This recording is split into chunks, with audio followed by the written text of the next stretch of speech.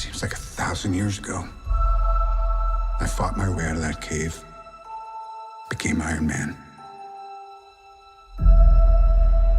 Realized I loved you. I know I said no more surprises, but I was really hoping to pull off one last one. The world has changed. None of us can go back.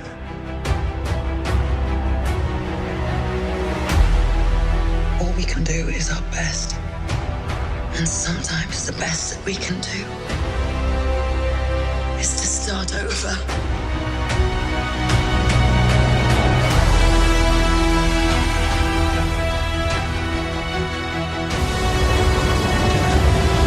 Alright, man, it's May 4th, Saturday.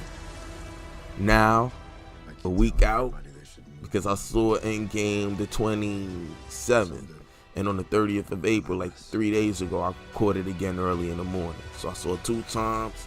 First time I saw it, I didn't know how to feel. I was like, I hate to say it and sound like everybody else, but it was like a lot to absorb, because the first thing we think about when we say it is, was it better than the last one? And I still haven't seen Captain Marvel, but I've seen everything else, and I'm really on Infinity War fumes and then some. I love that movie. I love that movie. I watch it all the time, man. Thanos, man, we're gonna do a whole little joint about that, because I really love that film.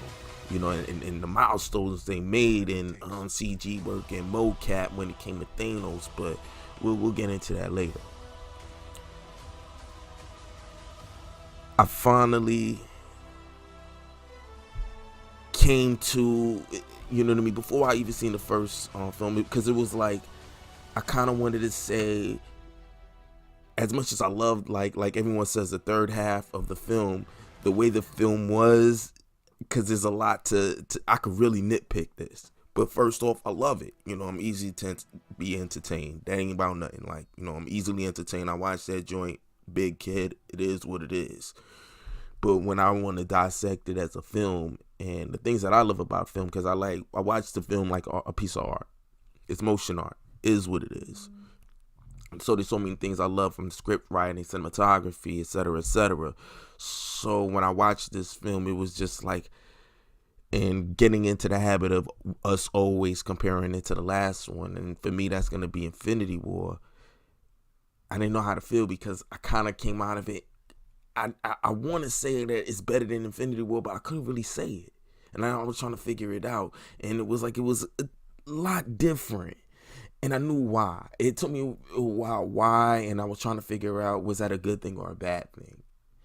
And in all accounts, it's good. I have to measure it as good, because I do want the film. I like the fact that it's different from the last. Now the question is it in a good way? There was a lot of things that was good, but I can't really say anything was bad, because I get it as a business. But I guess the way they did it, kinda, I don't want to say disappoints, because I'm not disappointed I really like the film. I mean, except for certain little things I wanted to, but like I said, we're gonna nitpick it later. But certain things about the film that I felt like were missed opportunities to take the film to the next level, and because the script that they had, and I'm sure this was the best way they could use to juggle it, is a lot of things with it, because it leaves you thinking, and you're not showing a good way, because it's like, wait a second, because you feel like there's something not quite right with certain things you set up. So and this is why I had to go watch the film again. Then I actually watched a couple of other people's ideas on the film, even though I kind of want to do that, to like, don't want to use the same people's verbiage, unfortunately, especially if they have the best way of correlating certain things I agree with. But I always want to like go in and just give it to y'all straight up first, and then listen to other people, see later on when I revisit it, will it make me say, will I have to make another video to actually say, yo man, this, after hearing what everyone was saying that I felt like I missed upon revisiting, this is what I feel about the film now. But in any event, there are certain things about the way they, this is the spoilers, so we could go all spoilers in.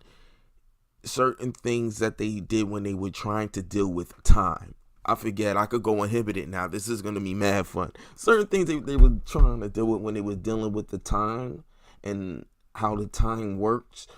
You feel like you might had to have missed something, because if you do time like that and then you start thinking, just you try to keep it surface level, because you don't want to go too much in the weeds. There's a lot of people that get real geeky with it. You don't have to do that. Come to be entertained. But there's certain things that if you're trying to sell this to me as highbrow entertainment, then I must have missed something for you.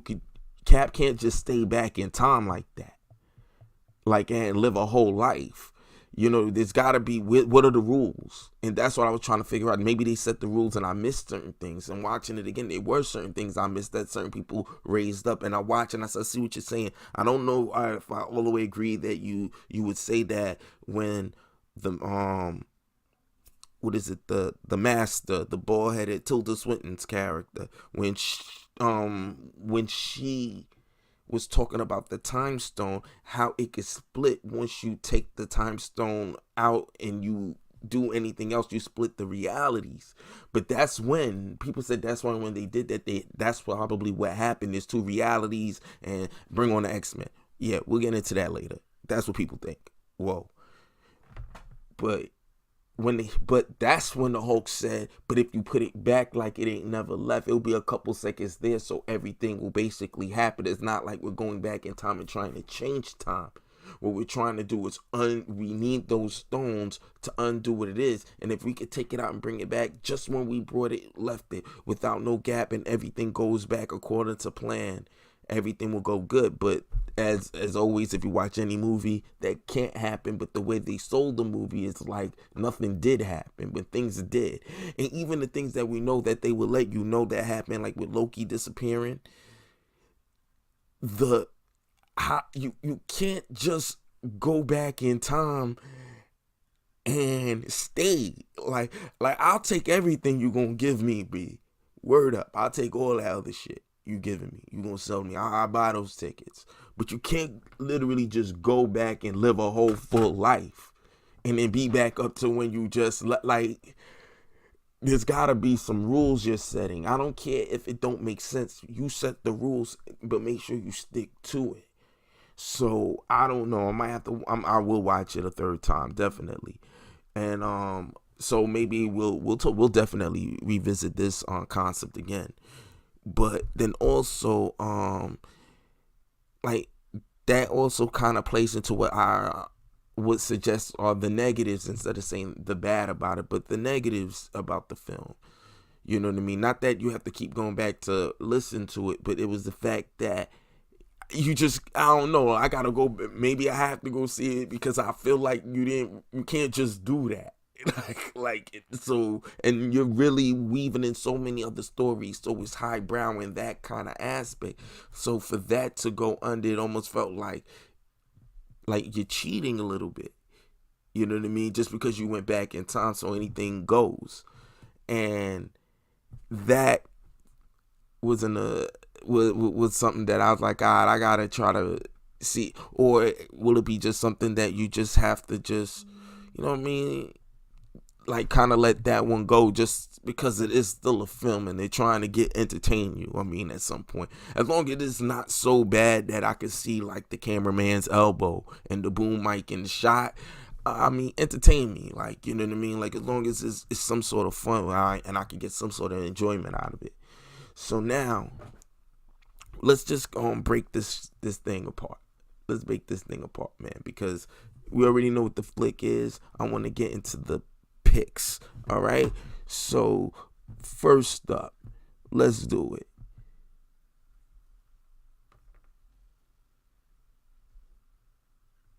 The opening scene, the one that I couldn't really talk about. We're gonna go into Hawkeye, and it opens up very well with his kids getting dusted. So, and you do that before the opening buffer with the Marvel logo. So that's a great way to open it. Jeremy Renner is an excellent actor. I felt like if they'd have paced it just right, you could have pulled a lot more emotion out of it. You know what I mean? And that's just me nitpicking a little bit, but you know what I mean? We have a whole space for that later. So, but in any event, the opening scene, that was just a perfect way to open up the film. You know what I mean? Like, it was set up just right. And then the fact that they went right into killing Thanos within the first 10 minutes of the film, yo, and it was almost like it was nothing, like, but he was already messed up. The gauntlet burnt, actually the metal burnt into his hand. He can't take that shit off. He's fucked up. And the conviction of him, which, like, really we have to, like, applaud for how great he was as a villain. Josh Brolin did an excellent job. Extremely regal, very stoic, and very Shakespearean in his convictions, and how simplistic he went for his goal. Now, I'm not trying to kick it in too much of an admirable position per se, like, oh yeah, the way he wanted to go about things, not at all. But the fact that he was that so, he had so much conviction, he was willing to die behind it. And when he seen what would happen, his past those story, it motivate him to do it even better. He did not care what happened. He knew he was gonna get it done. He was like, I need to stop them from undoing it. But now that I know how to make sure that shit ain't happening again. Fuck if I die. He didn't really care about all that shit. It was just slowing him up. He was like, I'm gonna get this shit done. That I know. You know what I'm saying?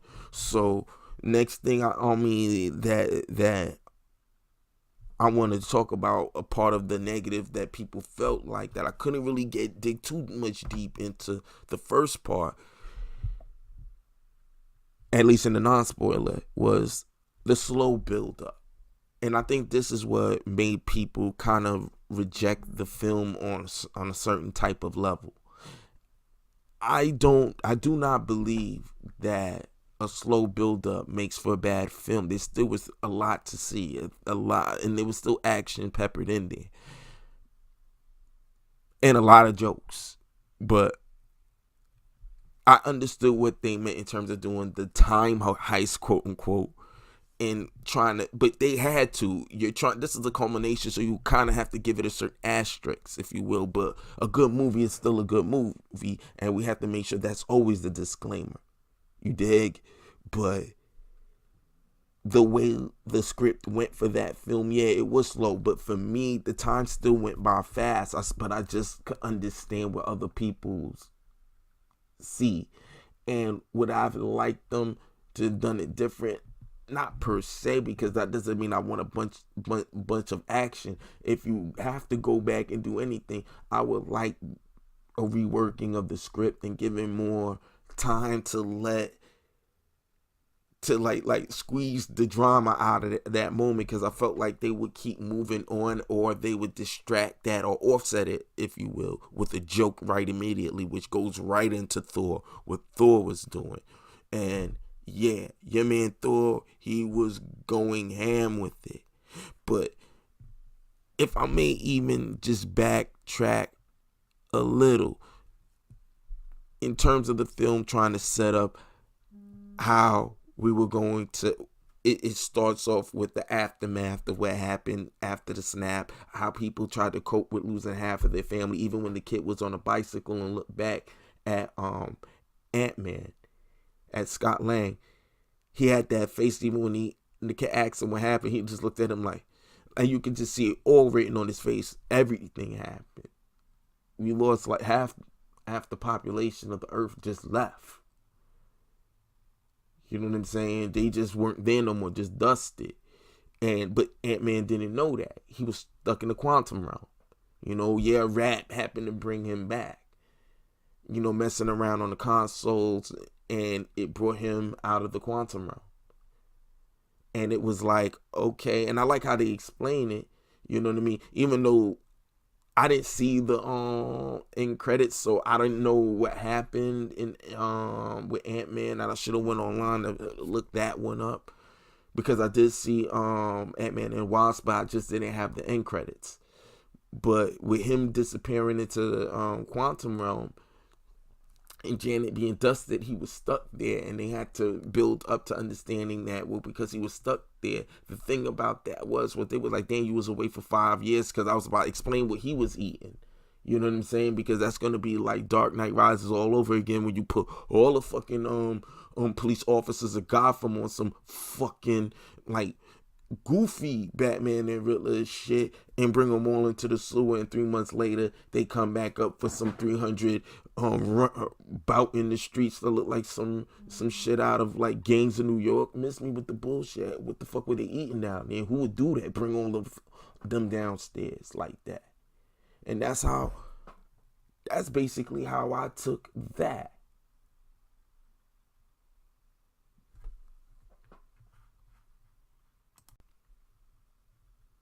It was like I took that as like a goofy reasoning for him to come out of the quantum realm. A rat brought him back by messing on console. It was like some real goofy kid, like I'm talking old school Batman Riddler shit. You know what I'm saying?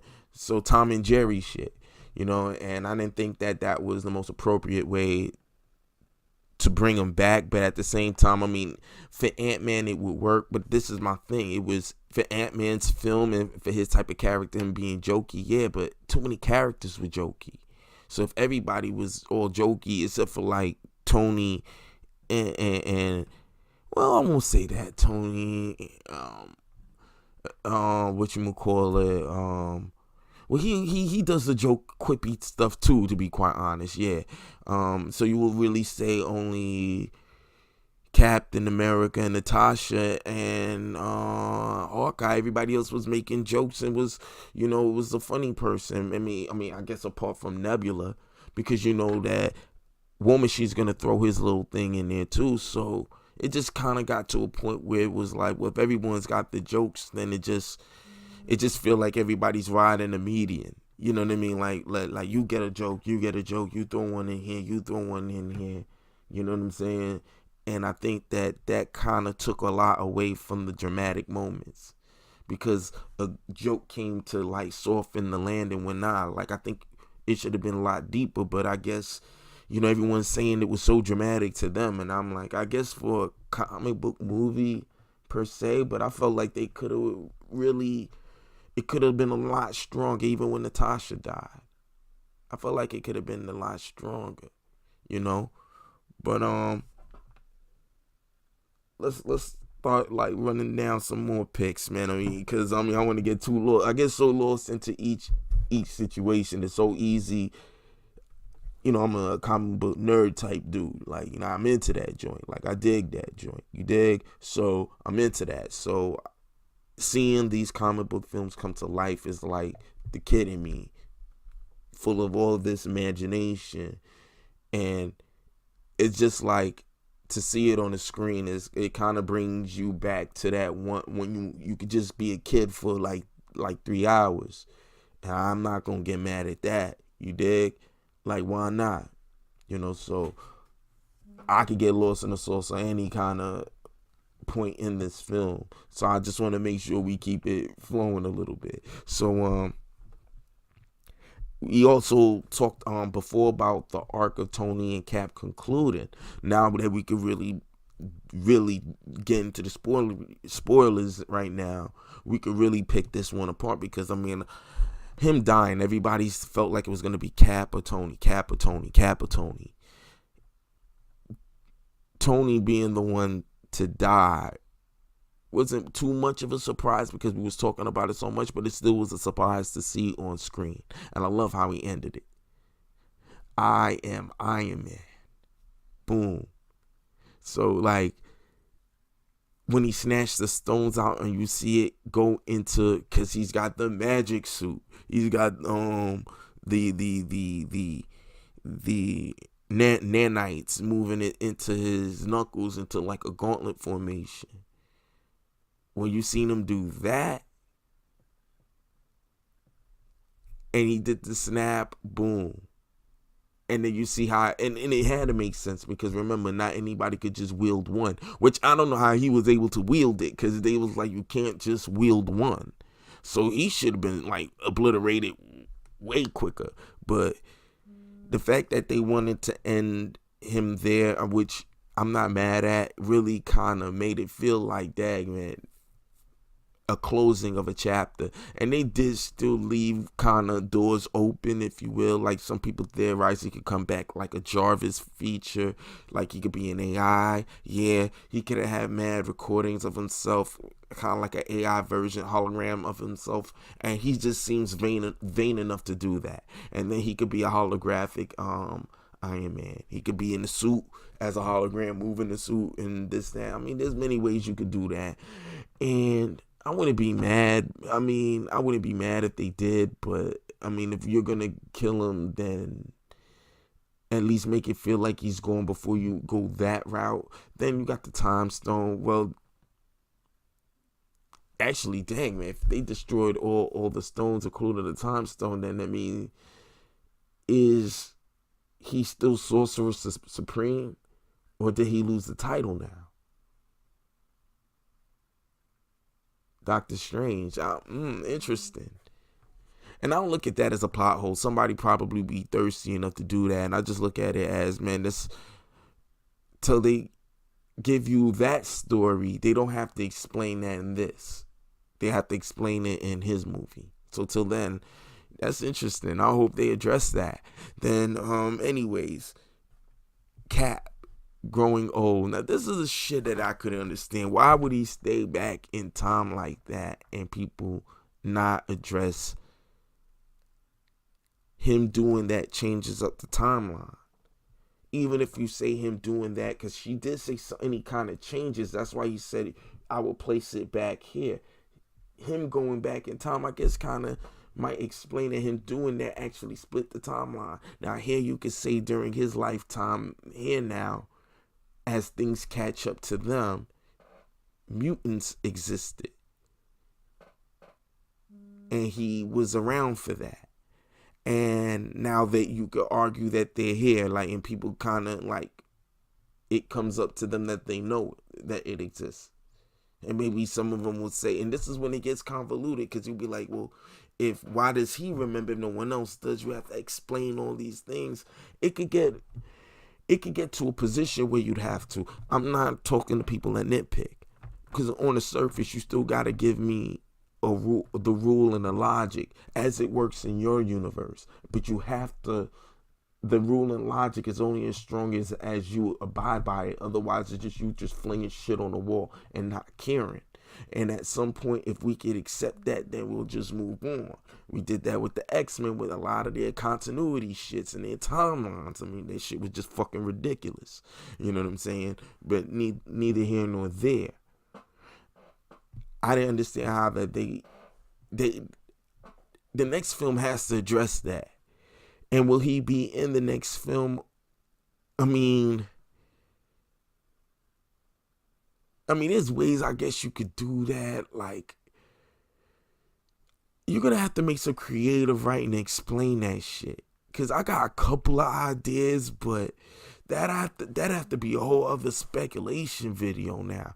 Because you're going to have to explain these things. What road are you going to take? And that's why I was like, I wish the script was a little bit more tighter in that area to not make so many things come off like they could be holes. Because now you'd have to really address a lot of little things. And you didn't really, I'm not sure if you really set up the rules strong enough to let a lot of that thing not happen like that. Or you're going to have to, you put yourself in a corner where you're going to have to address a lot of things that's going to be in continuity. Or that's not really in a good continuum with what you've already said. And you will have such a great record with that. You're not like X-Men, the X-Men universe. That was their biggest Achilles heel, was how they handled their timeline. Because a lot of things didn't make sense. How does he exist here when he doesn't exist here? And then they wrote themselves a good outro to get out of that and build up a new continuity. But still it was like, well, why'd you go that way? So neither here nor there. That's where I really feel like stood out, that kind of left it in the air, is like, it's not a good thing exactly. I can't really say it's a bad thing, because some of it, till it's addressed, it looks kind of like, how do you just do that? But because we know we have more film, it's like, that's why we can only speculate now, because even more now. Not that, I mean, the way the culture is, man, we probably been nitpicking this shit apart, man, even if it was the last movie in the franchise. But, hey, it's fun to nitpick when we nitpick, but I always understand when I'm nitpicking. Like, that's why I'll be like, yo, I know when I'm nitpicking, so I'm not going to trip too much. And there's certain things I won't nitpick on. And this, I think, doesn't need to be part of my nitpicks, but I will. You know what I mean? And other things that stood out in the film were a lot of the characters that we necessarily don't always get to have having shine now. Professor Hulk. I don't think anybody expected him to play the role the way he did. And I have to applaud the CG. It caught every part of his mannerisms, his certain quirks and tics as an actor. So the mocap was very well recorded to catch even his tics. And I think some of that you have to give up to the people that molded, because it had a lot of the things that is just akin to just him. And it really did look like Mark Ruffalo. It really did. I liked that character, and I liked how funny he was. He was like the gentle giant, quote unquote. But the way he played Professor Hulk, he was still smart, intellectual, but he was very much at peace with who he was. Like he explained, he figured out how to be at one with Hulk and how to live with him in the same body. And this is where he got, and he's wearing shirts and stuff, and he's got his regular mannerisms. And a lot of that I expected. Even when Thor was doing too much with him, he was like, I think you should get your hands off of me. He was letting him know, like, you don't get me to that place, because I am still the Hulk, you know. And I like that moment, and I wish they had more serious moments like that, because I mean, when it comes to Thor, and I will leave Thor for the nitpicks, because he was just doing a lot of it, and it was funny, don't get me wrong, but it was like, in a film where every character is kind of have their quips and stuff like that, it left the film to lose a lot of its depth in a certain kind of way. Don't get me wrong, we did have the dramatic moments when Black Widow, I want to say Scarlett Johansson, but the same thing. When Black Widow sacrificed herself for the stone. We had those moments. We had the moments with Hawkeye, but it kind of came and went, and it didn't linger long enough. I felt we could have, I don't know, man. See, I would have preferred, let's put it that way, because I like the film as it is. But I felt like there were missed opportunities for some of those moments to be so much more intense. That's what I felt. And the quips being peppered out, it felt so ever so evenly out throughout the film, kind of took a lot of that away. I can't. Whereas I wanted us to have like the strong moments, like when you see Natasha is giving off her information. I like seeing sis like that. She was quarterbacking from the console. She was basically, I guess, running S.H.I.E.L.D. or her own ops, running the Avengers, running all the points. When you see her speak to everyone through hologram, and you see Rhodey's the last one, and you see the way they was talking, their relationship, it was very similar and akin to Cap and Falcon, especially when he was like, yo, I found him. I found Bucky. That's what it reminded me of. And when he said, yo, I found him. I found Clint. But I don't think I want to find him. Like, I know, I mean, we found his last sighting where he was last seen, and she was like, find him, and she had the little tears in her eyes looking on Yummy, her little Scarlett Johansson self. Yes, y'all. You know what I mean? And she was eating and she said peanut butter sandwich. Shout out to her, because I thought I was the only one that just could eat it without no jelly, man. Straight up, bro.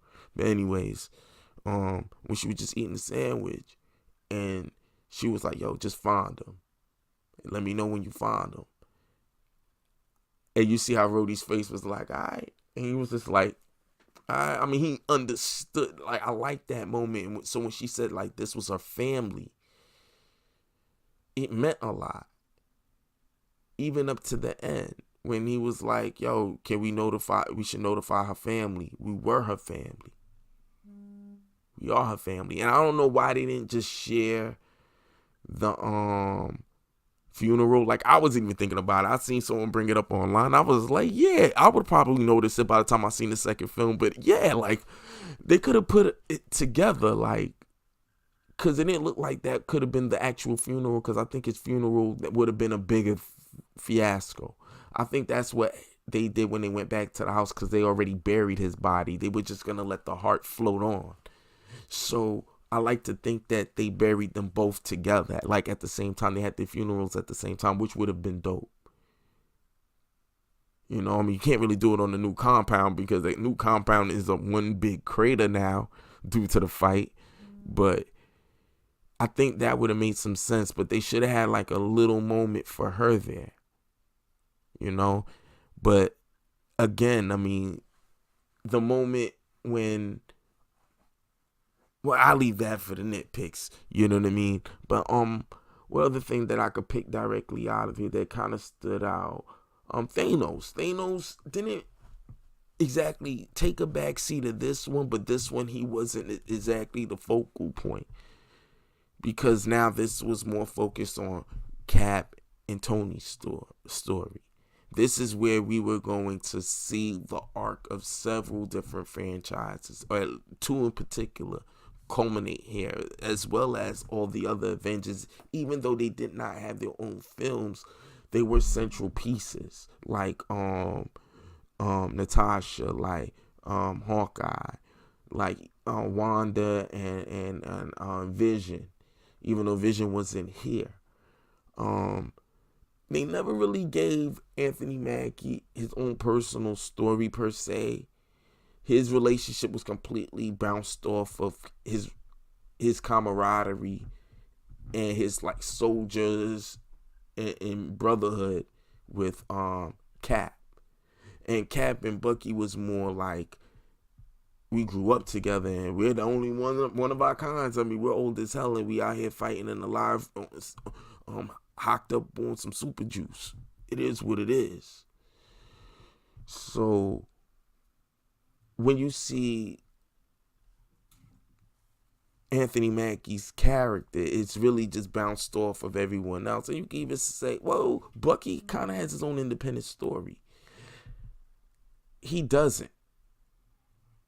So he doesn't really have anything to do with his arc per se, but he's a wingman, which is what's up. And he's a dope wingman, man. Don't get it effed up. You can always use a good wingman.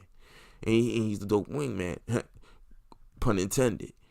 So when you look at everybody's who has at least an individual story to culminate here as well, you're not going to have time for Thanos like that. You're not going to. You're going to have to understand that this has to happen and move on.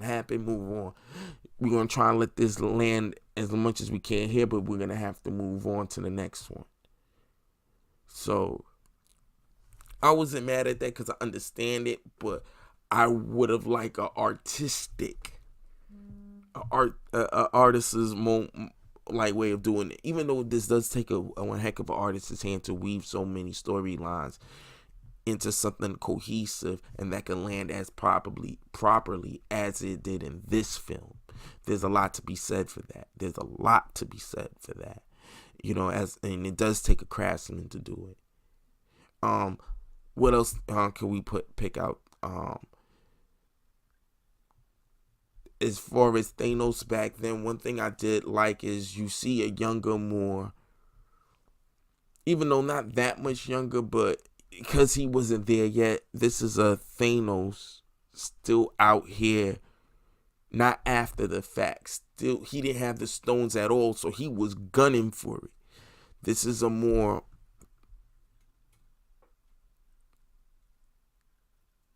best way I could say, this is college NBA a little bit. College ball versus big leagues. Because when he had the first stone and he was in play, he was playing the big leagues. But this is him out here. I'm following everything. I'm active. I'm on them. So you see exactly, especially to see Thanos open up as weakened so badly because his convictions were stronger than his own body. So he was making sure that you can't use these stones again, knowing that it effed him up the first time. He did it again, and you could clearly see the stones was just the gauntlet melted on him. For him to see through Nebula's eye the future, know that he would die, and know that he didn't really give a damn. All he seen was the mission. This is a man of true conviction, knowing that he was willing to risk everything and everyone, even those he loved. And let's talk about this, man. Now, we'll leave that for the nitpicks. We're going to dig deep later.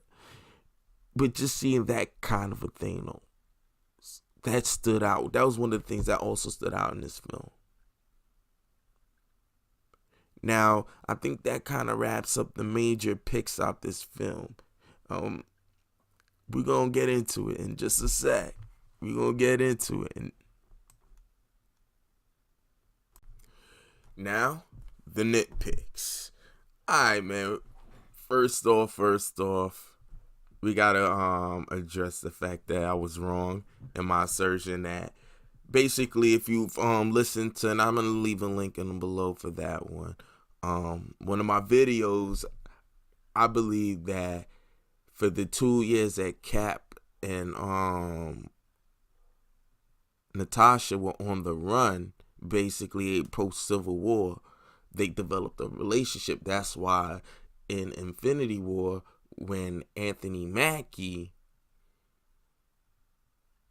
said, "This is awkward," it was because, when Bruce said, "Hey, Nat," I thought it was awkward because the way the camera went right to Cap, and then you see her staring like, "Yeah, hey, Bruce," like it was awkward because that's Cap's girl now. And it was awkward because they've been on the run. Bruce was gone for God knows how long. You know what I mean? Actually, they said he was away for 2 years, yeah. On the planet Sakaar, and I figured that's where they would have went, which would have been very interesting. It never was really addressed in there, but it didn't really seem like her and Bruce had anything going exactly either. Like, you had to have known that they put that in there in Ultron, that you would have, it kind of would have been like, oh, okay, I can see how that could have been. That's why he threw the whole bench into the water. But he could have did that for anyone. Remember, and you can say that they used to, but they never said that they were dealing with each other. It just seemed like they were liking each other, but nothing happened. You know what I mean? That's what it looked like. They never got a chance to consummate anything. And I don't know. I felt like, that's what it really would have pivoted to, because I felt like they were actually building that up in Winter Soldier. That's why Cap was real out the way with it when he told Bruce in Ultron that she was doing with him was flirting. Like, that ain't real. With you, that's real. That was mad awkward. Like, who does that? Like, that was just way out the way. We're kind of like, you flea flicking that? I mean, don't get me wrong, I respect a player to a player. Like, nah, that's your money. You could pick it up. But it was just, that alley-oop was like, yo, man, did you make sure that was it you? like, don't just, like, jukes that. Don't just juke Scarlett Johansson. We not doing that, are we? I mean, yo, Betty is all right, but Betty is past tense, baby. This is what's popping now. You feel it? But anyways, so I believe that that's what was going on. And I thought that would have made for a better story. And I always felt like that's what the Russo brothers was attempting to do.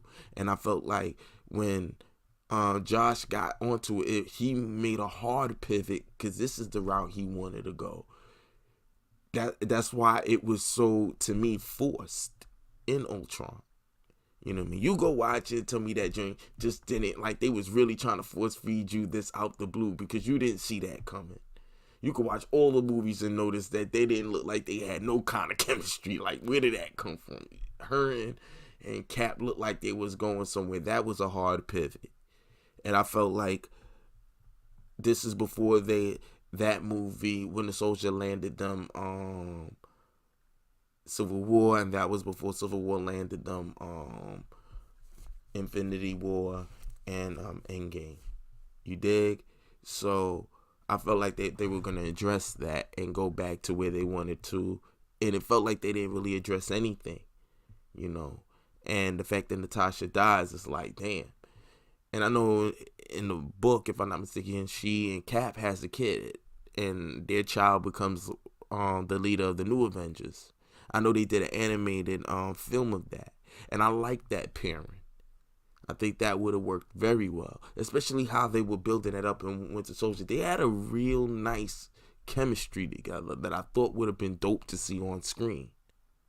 But anyways, we already know where Cap went. And I thought they didn't address who he was married to. But it definitely was Betty because he got that dance he was always talking about. And needless to say, I mean, this movie, like, when you want to get into certain areas, you start thinking about so many other things you just want to really deep dive into, because I really thought that would have been a good look to go, but because they didn't, I was wrong. But let's just move on from that, because that was theoretical stuff. Let's get into what's going on in the film. Now, first things first, we gotta really talk about Nebula. I know in another video I said that I remember someone brought it up on another video, and I really wish I knew who it was because I could put them in there. And there's so much going on that I did forget they did a lot with Nebula. One thing in particular that I always wanted them to address, because it felt like Nebula hated Thanos so much, and I get why, because he was taking her apart because she was losing to her sister, but there was a reason. And for them to show her past self, how she always wanted to get her father's approval. She was like, even when Gamora said that, she said, why did you do that? Like, I didn't need you. Like, she wants to show that she could be just as strong a warrior, just as good as her sister, if not better. And what bothered her was that Gamora, she felt like Gamora enjoyed it because she said, for me, I'm your sister, and you couldn't just lose one time for me. You knew what he was doing. And Gamora never looked at it like that. And when you think of it, it's her father too. She was fighting for his approval just as much. I love the fact that they let Gamora say whatever she want, but that ain't how she really feel about Thanos. Thanos is her fucking father. That's why I like it when he did the whole reality change, when he made her believe that she killed him. I love that moment. It was kind of weird too, because I like how Quill was like, he was like the audience, damn, that's it. Like, this nigga went off to go get the ultimate weapon, and she just stabbed this nigga in the neck and the chest, and he went down kind of easy. Like, okay, fuck it. But when she cried And she reached out to him, like he's just like, daughter. And he came up, he said, I knew you still cared. And it was like, wow. That's still her father. Like and you know what? It's making me think now, again, it goes back to this consistent thing about Thanos. Because if you ever paid attention to Infinity War, I love talking about this part because I always thought this was so significant. Because remember when he pointed the gun at Thanos and Thanos had Gamora, and he was like, "Oh, she told you," and she was like, "Shoot," and he was like, you know, he do something to Gamora, and he was like, "If you do something to Gamora, I'm gonna shoot you," and she said no. And he looked at her and he was like, "Oh, she told you." He's like, "Yo, F that. Yo, go do that." And when he squeezed and he turned it to bubbles, and I don't know what's up with my man Thanos and bubbles, but when he shot the bubbles out, he was like, "I like this one." He said that because he respected him. Little do you know, he was very consistent. There was a reason why he respected, because he could have killed him. He didn't care because he was like, he respected him because he knew he loved her. And he actually it was his way of approving of him, because he was like, you went for a man that was so much about his conviction that he was willing to keep his promise and get rid of you so I don't get that stone. And I could tell that he didn't want to do it. And when he squeezed, he was like, huh, I like him, because he respected him. Little do you know, he really did love Gamora. No matter how convoluted you might believe it is in his mind, he definitely did, because he has his own mental paradigm, how he looks and observes the world. And he wanted to make her the fiercest so she could carry his throne. He said that. Out of all of them, that was his children. He had a telepath. He wanted her on his throne. When he was like, yo, you're compassionate, me. You're a fierce warrior, me. But Lion, you didn't get that from me. That's why you're so bad at it. Yo, it was one of those moments that let you know Thanos was so much more than, he wasn't obviously not a mustache twirling villain, not at all. He had not only presence, and I keep circulating back to conviction, he really believed in his way in which to save the world was through this type of sacrifice. And the fact that he was willing to make that decision, even when he said he wanted to get rid of half of the world's population. I mean, actually, he wanted to do it on his planet. He said indiscriminate. He said rich, poor, whatever, woman, man, indiscriminate.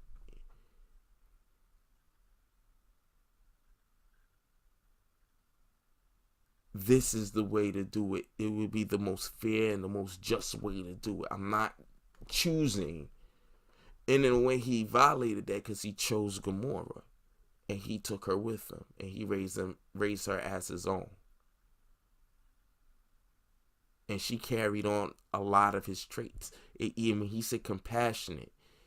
He knew she got it from him, because even with all the type of man Thanos was, look at how he was with Gamora. And he still cared. He was like the Maul. This day bears a lot, I forgot his verbiage, but bore a lot of loss. But he knew what he had to do. But it's just that Gamora was the one that he loved the most. Because and I like how they addressed that, because he said compassionate. Even at one point he looked at her, he was like, daughter, maybe I should have been better with you. He said, maybe I was too hard on you. In his mind, if I have to take you apart, I will physically build you to be the fiercest. Because in his mind, you had to be the fiercest to be his daughter. And he knew that she couldn't cut the mustard like that. He knew she was good. Cause she was no, like he kept her. He felt like there was stuff to work with. But she frustrated him. Because, and maybe that was something that, and maybe I'm deep diving, maybe that was something that he thought that was in him. A fault in him that he didn't do better for her. So he will physically rebuild her. Even though she, and they never addressed it with her, but she might not have come from his loins. I don't think any of them did. I think those were all his adopted children.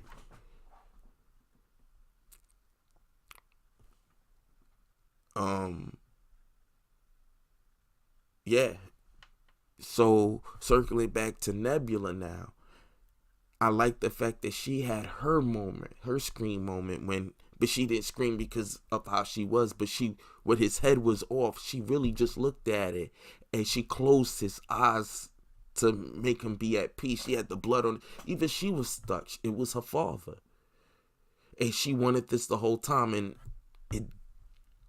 I think it was addressed in one of the films that like how like killing them might not change anything. Maybe in Black Panther, yeah. Because he even talked about it. Because he was consumed with that in Civil War. Which I thought made for a better Panther. Because I liked the character more like that. He was more badass. He was more like intimidating. You know, the characters lost a lot of their intimidation, which brings me to Thor. But before I go to Thor, let me just wrap up with Nebula. Nebula had such an interesting arc.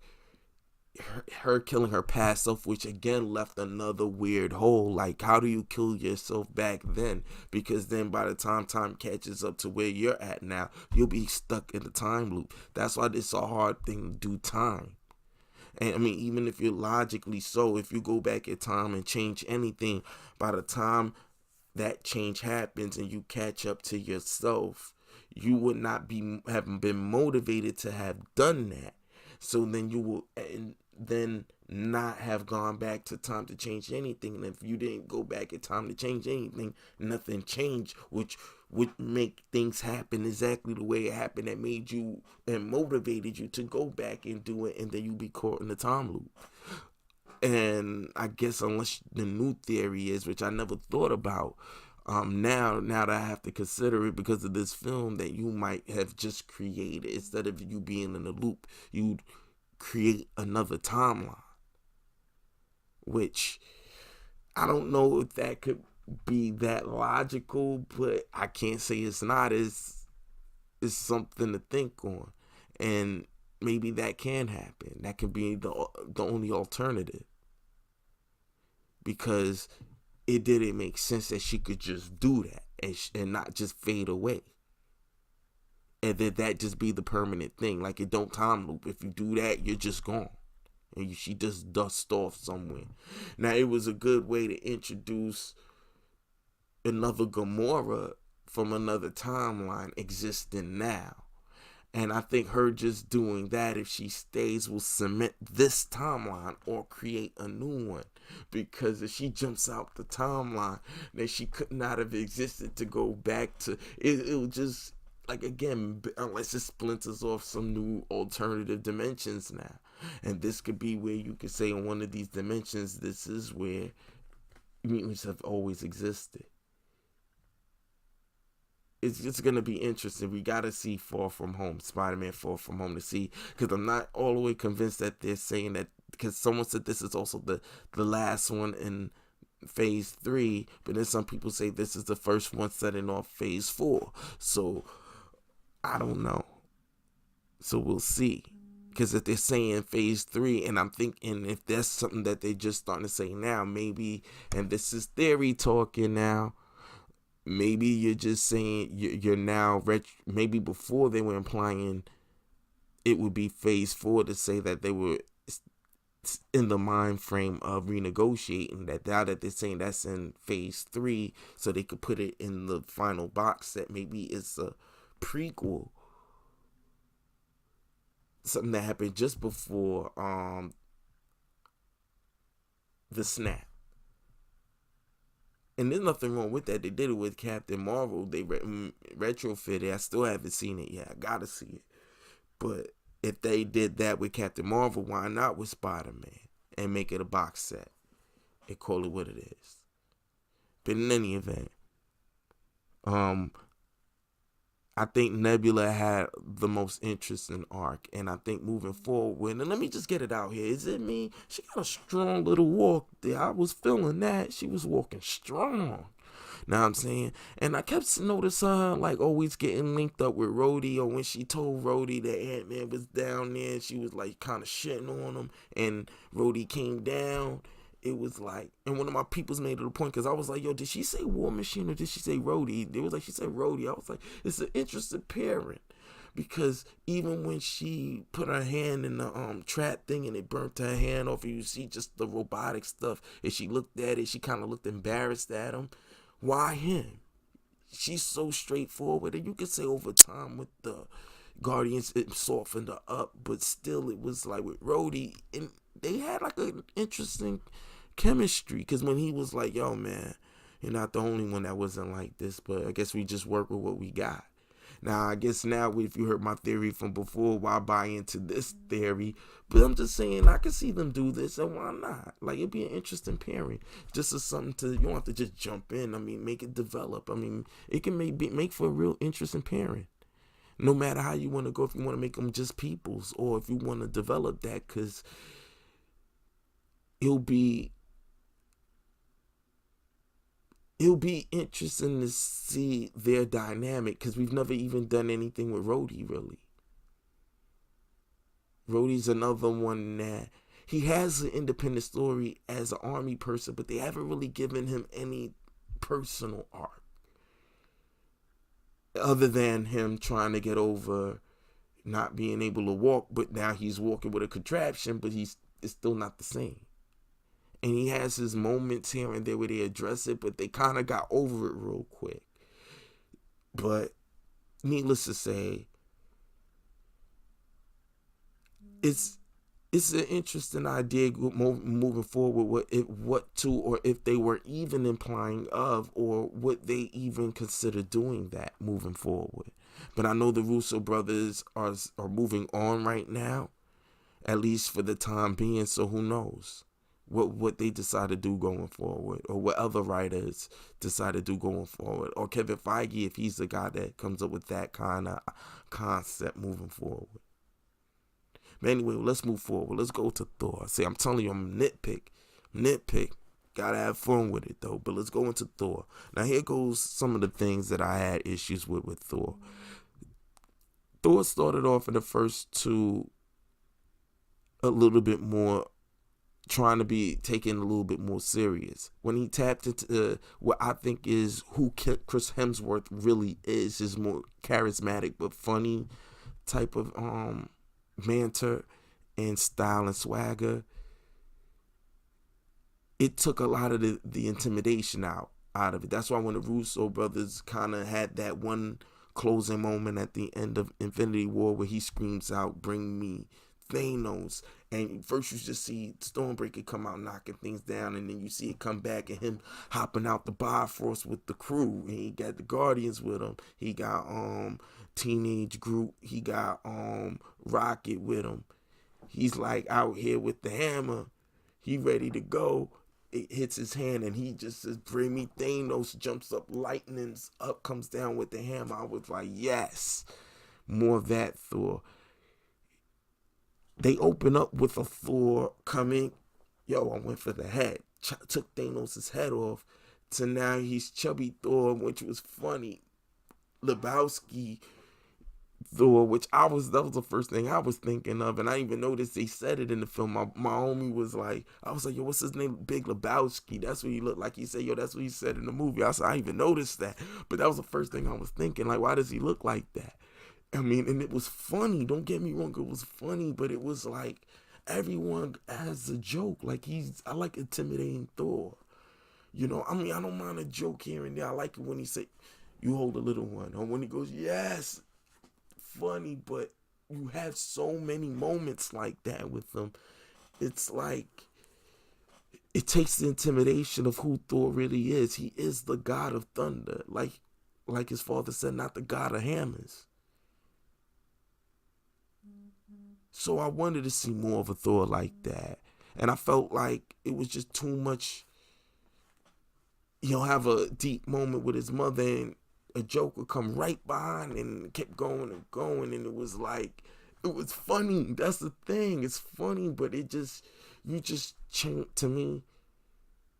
When you did that, you keep it from being having. You keep it from being taken serious. And it makes you almost feel like the only way you can let me accept this is if you make it funny. And you don't always have to poke jab at yourself because we're doing too much of that anyway. It's starting to go magical regardless now. I mean, even just how fucking Iron Man's suit comes on. And I'm glad John Campion says that shit just like I said it, because I was saying it at the same time. Like, I don't like all the robotics. Spider-Man don't need AI. Like, I don't mind him as Iron Spider-Man, but only as Iron Spider-Man. His regular suit should have an AI in it and a death mode. Like, Spider-Man. You know, I like the concept of having different types of things going on with the webbings, but he should have had a more practical way of doing that. With a whole lot less AI, no AI. I don't like Spider-Man like that. Spider-Man's a hands-on fighter. I mean, eventually he does evolve to that, but this is in the fucking 2000s they did this shit. Come the fuck on. That's not what he's known as. That's at the core of who Spider-Man is. So I don't like it when we remove ourselves too much from the. I mean, even if you change him, everyone has a quip. Everyone is kind of funny. I mean, don't get me wrong. Yes, Hawkeye not in this movie. Natasha, no. And you could say in this movie, not Cap. Not so much Tony, but you know, Tony always comes with the quips. Even when he's serious, but that's how he copes. But everyone having those quips, being outnumbered, like everyone has their shtick. From Groot to, I mean, you can say Nebula doesn't. And she's the only one that plays the straight man well enough that when the funny moments happens, like when they're on the ship and she's like, you having fun? She's like, yes, let's try again. It was cute. Like, it worked for her because she's so straight and she's never done it before. Never tried to let her hair down, quote unquote. You know what I'm saying? She was never like that. So to see her loosen up was actually a good moment. It was like, check her out. Like, he's showing her like cheesy old school table lunchroom games. You know what I mean? So I don't know. I enjoyed seeing Nebula have her moment and have her time to shine. I hope they work more on this. Especially, I want to see a Nebula and Gamora.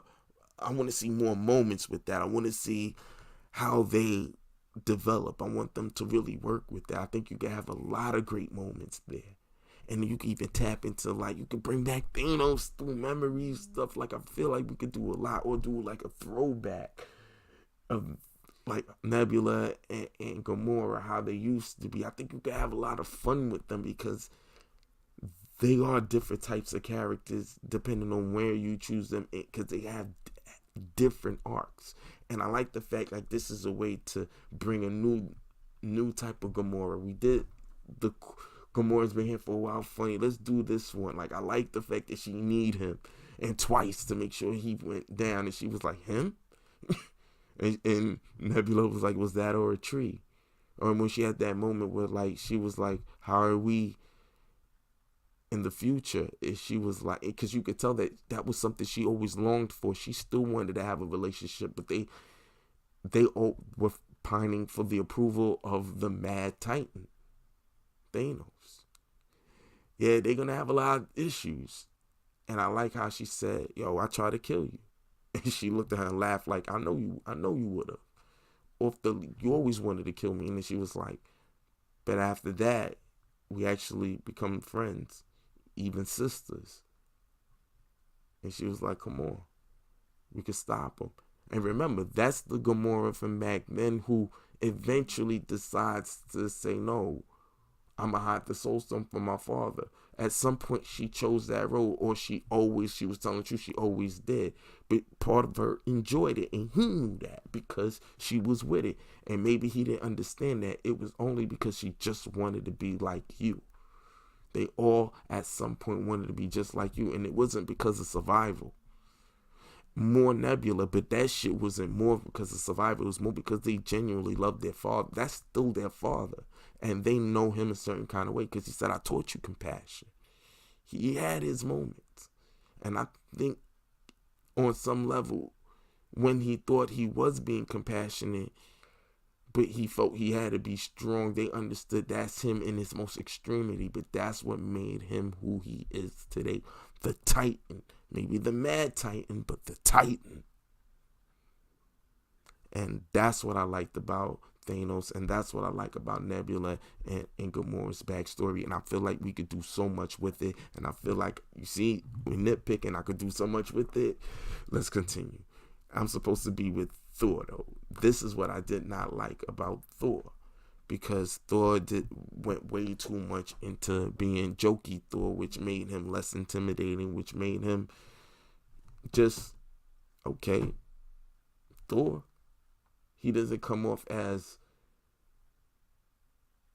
the god of thunder no more. At least not so much in this. Yeah, near the end, he kind of redeems it, especially fighting with Cap. He feels like he's back into mode, but I want to see more of that. Now, let's go into Captain Marvel. Again, I had no issues with her. I ran it over in my picks. I don't have to say too much more, even on my non-spoiler. But we see when she comes in, she knocks down the ship, crashing through it.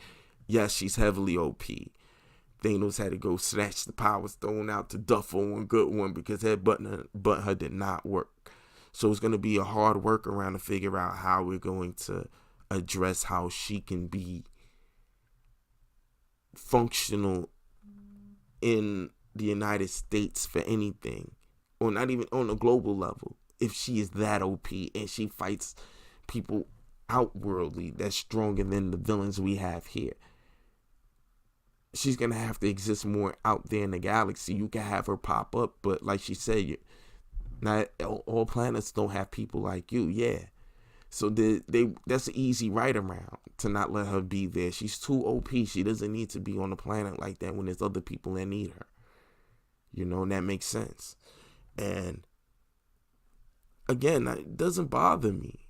It doesn't bother me at all. I'm cool with Brie Larson. I ain't got no problems with her.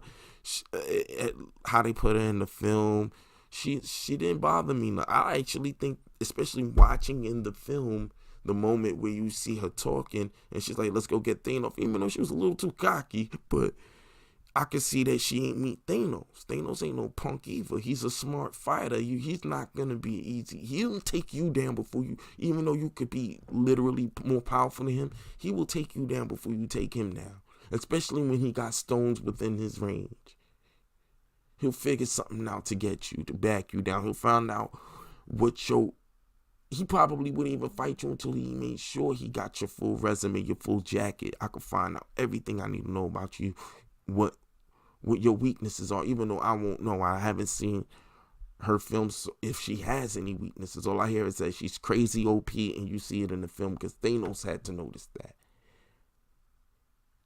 So, but remember, he's still a guy that put down the Hulk. Don't get it fucked up. Tactician. Because technically speaking, yeah, he's as strong as the Hulk, but Hulk can get stronger than him and eventually will. So the Mad Titan, he's not just like that. He's a tactician. That's why he put him down the way he did. He said, I'm going to put you down before I get you angry enough that it makes it even harder, and I can't. So the quicker I put you down, the harder it's going to be. But I will put you down. because even the kids knew. Kids knew, let him have his fun. Namor knew, no, let him have his fun. And he put him down. And remember, the Hulk got the drop on him. And either Thanos already knew about the Hulk, so he was prepared. He knew what to do. He couldn't just fight him straight up. Or he did that on his own, just judging him within the fight for the first time. And that says a lot about who Thanos is. It says a whole lot. Tactician, he put you on your back. But anyways, get back. See, I can get into the weeds about it.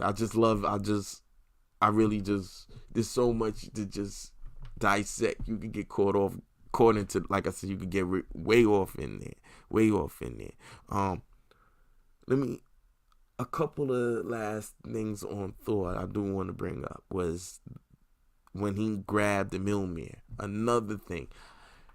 Unless Cap took Mjolnir back, could you just take Mjolnir out of time like that? Like, because I ain't gonna front, he also took Mjolnir with him, so he didn't come back with it. So maybe that's okay. I can forget that. Maybe this is the nitpicking. So, but we walked through it just there, so I'll give you that. But the moments with him and Mjolnir and him just chucking it between Cap and him and Stormbreaker, and then he said, you take the little one. I love that moment. But it also takes a lot away from Mjolnir, because you can't have too many people picking it up, because now you wasted the first time anyone picks that up on Cap. And this was a good ending. For 10 years, this is how you close out. I just don't want to see a bunch of other people doing that with the hammer no more. That's that. But I want them to send the hammer back. Now, it's funny how he was worthy enough to do Stormbreaker too, which I would have rather that he couldn't do that with Stormbreaker, but the way they were working it, kind of how Cap and Bucky was doing the shield, in order for it to work, he had to be able to carry both, and it makes sense for him to carry both. But it would have been cool if there was a reasoning why he was worthy enough to lift that up, but you ain't just that easy. But it'd be funny if he could nudge Stormbreaker, or he couldn't, so it'll say a lot about Stormbreaker than it would say about Mjolnir. That only he could pick up Mjolnir, but he can't pick up Stormbreaker. So and I hear that, and we already know the cameo with Beta Ray Bill. If Beta Ray Bill could pick up Stormbreaker, that would be a significant moment if you ever bring Beta Ray Bill to the to the front, if you ever really decide to do that. And they left a door open for it, but if he be able to lift up Mjolnir, it'll be like, and I forgot that someone had to say on another video about Vision picked up Mjolnir. So it's like, again, and man, I think they even brought it up about how it could lessen it, and that's a fact. Even I was like, all right, that's dope. But then thinking about it, it's like, dang, man, but now you got someone that could lift up. So now Thor is funny, less intimidating, and now Cap can pick up your hammer. It just seems like you're just going down in intimidation. You were the only worthy one. Now we're there. And now you abstain your crown, and now you're just an Asgardian of the galaxy. It's like, it feels like you're Thor light now. That's what I mean. You feel me? So, again, man, I still had fun with this Thor. Thor was funny. I liked it. I had so much fun with it. But I felt like it took a lot away from him as a character. And how the presence he had in the universe, and he should already have as a given because he is a god. I felt like it took a lot away of that intimidative spirit, if you will, out of his character. But anyways, moving right along, man. Like, yeah, man, this was gonna be a long deep dive, man.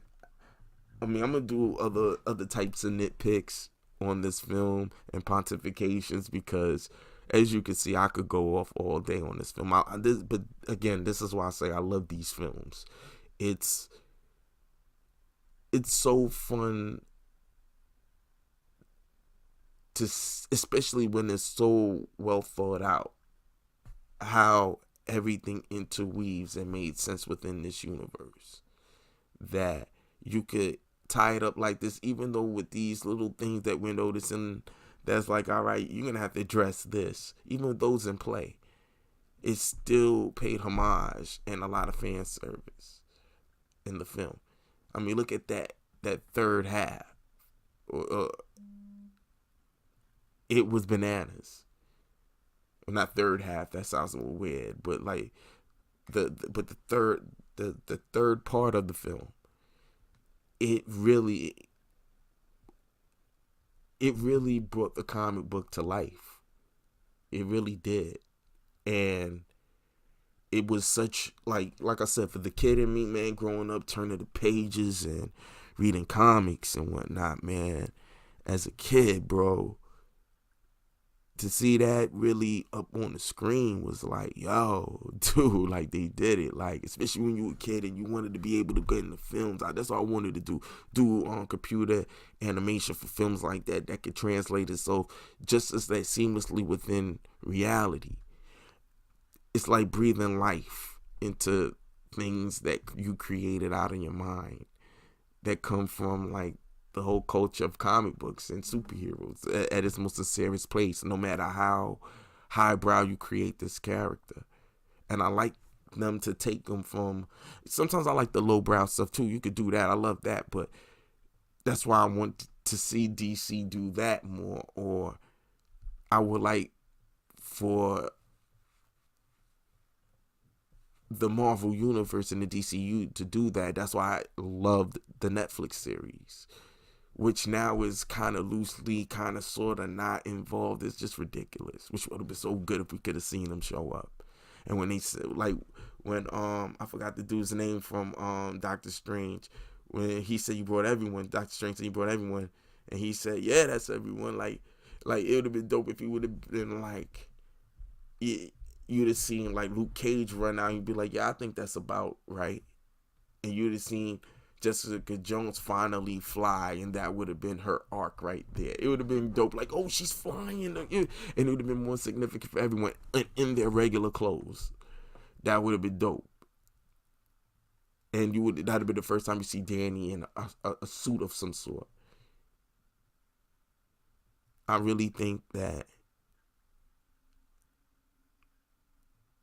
the way that third film came together, especially if, like I said, if you come from the fandom, and to also see it actually become part of popular culture now. Now it's like, it's not geek anymore. It's pop culture now for comic book films. It's like the biggest film event you're going to see. Like, nothing is, it's going to be a long time before any genre passes that. And it will, but not by the bounds in which this propelled the film industry and even how they take films. Even though they said years before the MCU that someone predicted that TV shows are going to be the new films. Or rather, the films will be like the TV shows. So they'll be mad, like a lot of shows will leave and go into films, and it will be, films will be like the new shows. There'll be certain continuities. And we see it happening now with the MCU. And like I said, for guys like me, and even those that were really, really, really deeper into the nerddom than I was a comic book nerd too, but not on the level. I was broke too, so I couldn't even afford all the comics like that to read all of them. But I do understand that community, because I've been there. I mean, I've been in a comic book shop. Dig. I don't remember when it used to be in the stores and you used to go get that. You know what I mean? So, like, you could go, it wasn't just online. Like, that wasn't the thing. You had to go get there. You go in the long boxes, all of that. I remember that. So, for us to see this on screen, it's just like, you would have never thought they would have put that much, that type of care into that film, into a film like that. I mean, the writing was on the wall when you remember what Jim Henson did with Ninja Turtles, but still, and And I'll even say Tim Burton with Batman, because doors were open, but then we kept breaking so many planes, and now look at where we're at. I mean, maybe it's because we've actually graduated in decent enough milestones, but it's because this last milestone in it has been jumping in so much in the way of box office, and where the money is going, it's skipping up milestones in and of itself, that it seems like the gap in progression is so much wider with the comic book universe. But it's not that. But it's also made Hollywood take another look at how they could treat their films and create serials, if you will. A matter of fact, serials was a thing back in the day anyway. So I guess it comes all the way back around full circle, huh? Nothing new under the sun. But anyways, it's also talk about Cap storyline and how his arc actually continues, concludes, if you will. And I felt that seeing where Cap has progressed, especially coming out of Civil War, and how he's still the same Captain America we know, but this is a Cap that has been on the outskirts of the United States, who still goes by, even though they just say Cap, he's still Captain America. He got his shield back. And when you hear him say, Avengers, assemble, and everybody rolled out, oh my gosh, to see that. To see him go forth from grace in the eyes of the law, which he upheld to protect, and he gave his life to protect. He came up out of that ice. He fought and got in that ice to protect. He lost everything to protect.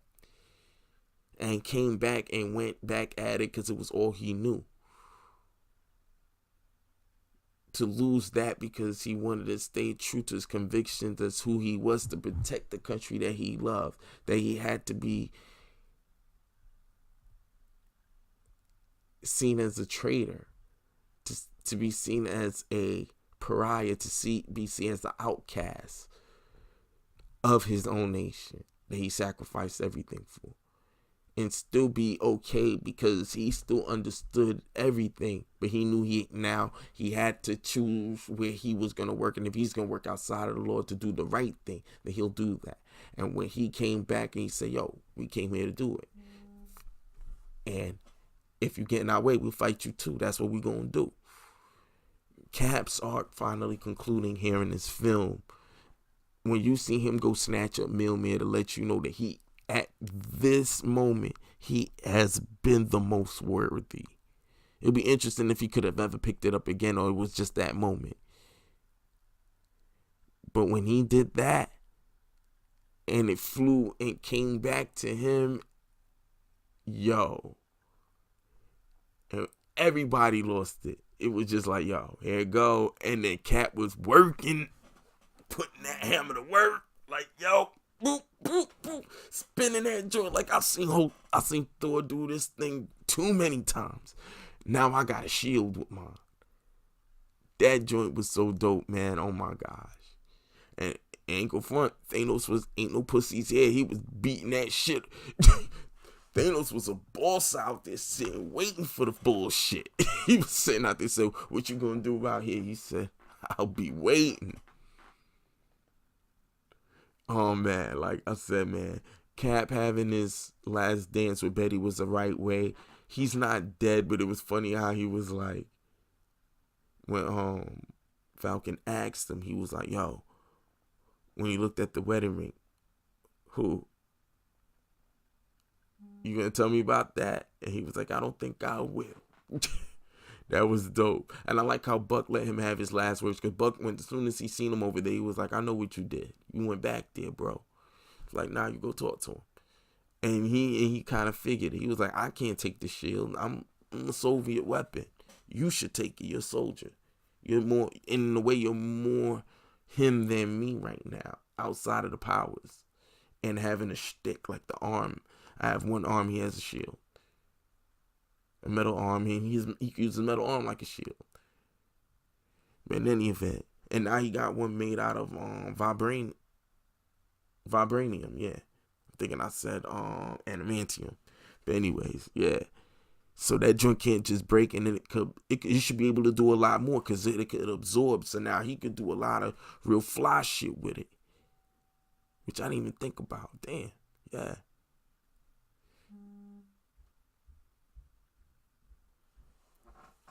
And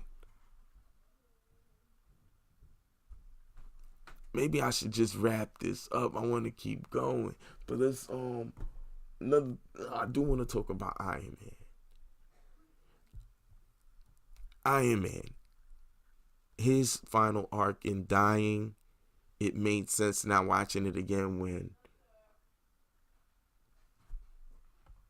Doctor Strange actually looked at Tony, and he put his hand up he said, yo, there was only one, like as signifying one out of over a billion chance of what to do. That's why he said he couldn't. He was like, so did you see this? He said, if I tell you, it won't happen. He knew you're going to sacrifice. He had to sacrifice himself so Tony could sacrifice his life for everyone. That's what the master knew. That's why she gave it to Bruce, because she knew he had to know that because he was the source of supreme. Because that means that she had to die and that he was the best of all of us. Because that's what he was supposed to protect.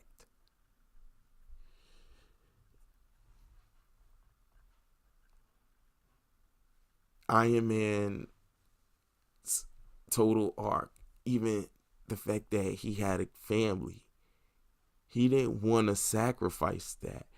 It was so deep, but I love the fact that Potts knew. She was like, Pepper knew. She was like, you wouldn't be you if you didn't go do it, because I knew that's what you wanted to go do. You think she didn't know what he was doing? She wanted to leave that all behind, but when she came and she showed up and they did the 360 just around Iron Man and her suit. And I don't care, man. I get it. Why all the girls just leave out the blue for 1 minute to just show up and stand next to protect Captain Marvel? But I kind of liked it. It was dope. It was cute. I was feeling it. It was a dope shot.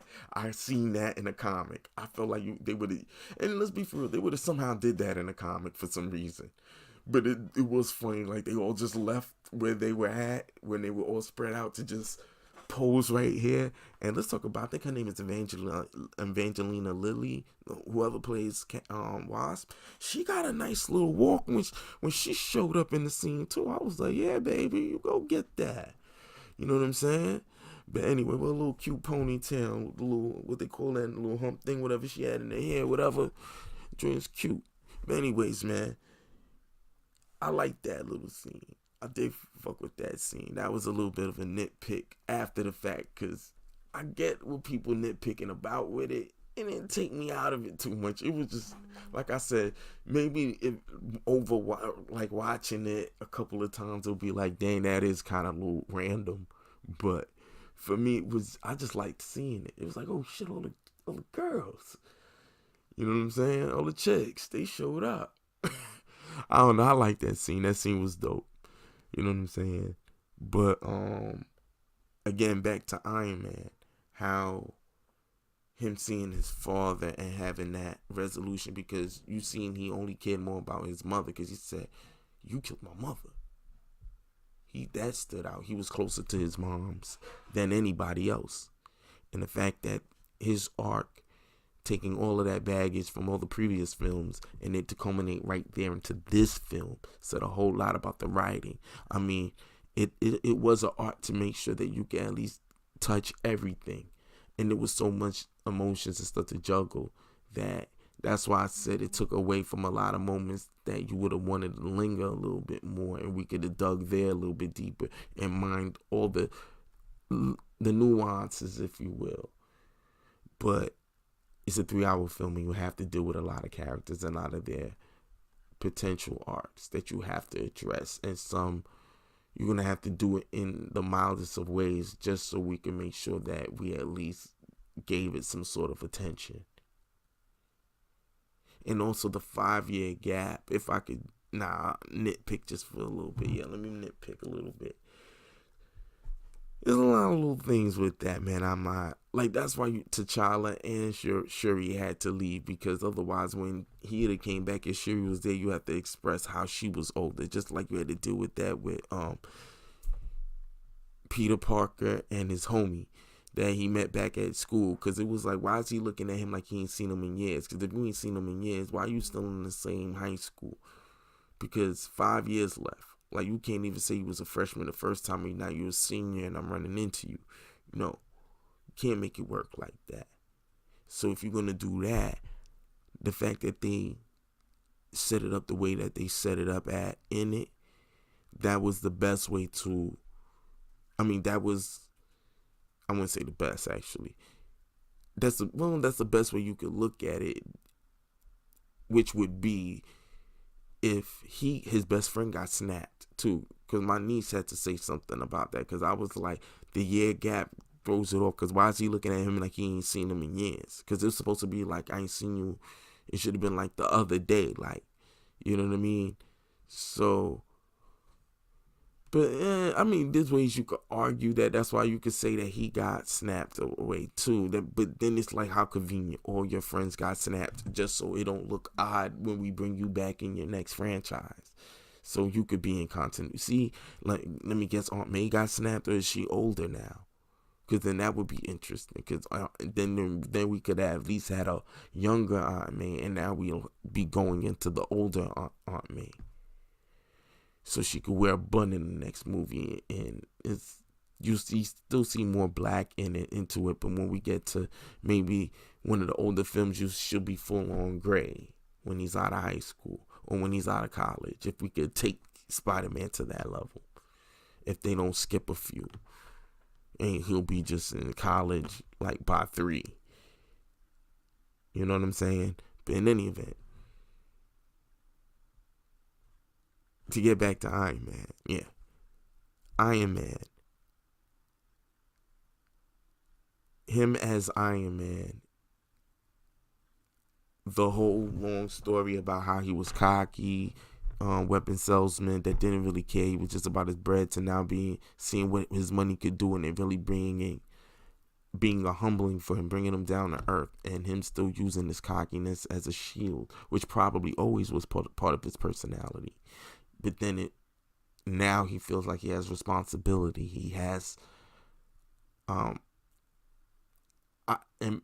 obligations towards his newfound power and what he can do and what he should do for the betterment of the world now. Because now I don't have to make weapons of destruction. I can make weapons of defense, if you will. Even though you could say his weapons were of defense, but I can know it's being used responsibly, because I'm part of the game now. I'm the superhero.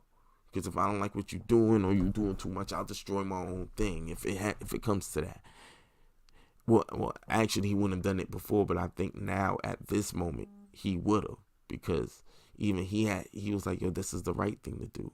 I gotta do what I gotta do, bring everything back. And when he said, like, look, I gotta still protect what I got, but he lost.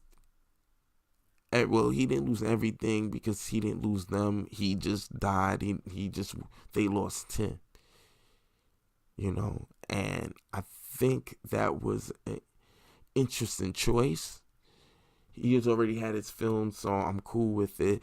The way people are talking about many different ways that I could see that he could come back, and I'm sure people are talking about that now, because they got if they put it back in his time, all you need is a time machine. And then Loki, where's he at now? Because you altered that, and then you might have splintered the universe. There's so many ways you can go with it. So, again, things that need to be addressed moving forward in the next films. But I think that everything from him meeting his father, having that quiet moment with him, as awkward as it was, but funny as it was as well, it made sense for his character to do that with everyone. I'm going back into my sideways mild rant, but in any event, still to stay on topic with Iron Man. Iron Man, let's just say you see his evolution coming all the way down to his self-sacrifice, and it brings to a conclusion even his dream of the broken shield. Because remember what happened when Thanos went ham on it with his sword. He chipped away at the shield. That was a broken shield in his vision. You seen he knew that all of the a lot of the Avengers would die. They got dusted away. Spider-Man was the one that hit him the most because he kind of felt responsible for bringing him even into danger. But the snap was going to happen regardless anyway, because he couldn't stop it. But that was one that he just looked at like, I brought him into danger, and now he got caught up in the snap. And he felt responsible. Even though technically speaking the snap would have happened if he never met him, he still felt responsible because he brought a kid into that. Everything, even though he tried to make him go away, the kid was involved, and the kid used he was right about a lot of things that, with great power comes great responsibility. I got to do something. I mean, how could I protect even the neighborhood when there may never be a neighborhood if I don't join the fight here, which was right. I mean, even the fact that they didn't give him no last words when he died, which was an interesting way of doing it, because he died like it hurt. Like, he was just like, oh man, I'm so fucked up, I can't tell you now. I'm just looking at you like I'm a vegetable. Like, yeah, I know. She was like, yeah, I know. You could rest now, because he couldn't say shit. He was like, okay, because he fucked up. This shit burns. This shit burns. But yo, bro,